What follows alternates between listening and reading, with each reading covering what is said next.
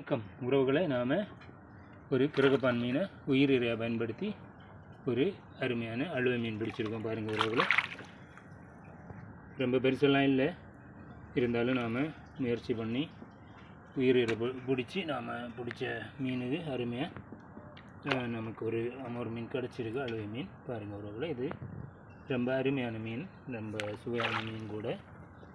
பொரித்து சாப்பிட்டாலும் குழம்பு வச்சு சாப்பிட்டாலும் ரொம்ப சுவையாக தான் இருக்கும். இந்த மீனெல்லாம் ரொம்ப ரேரான மீன்கள் தான், எப்போவுமே அதிகமாக கிடைக்கிறது இல்லை.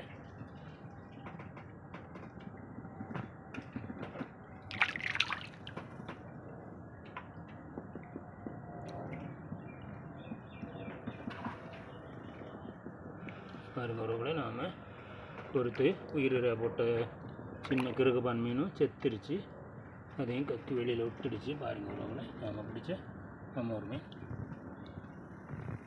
ஓகே உறவுகளே, பாய்.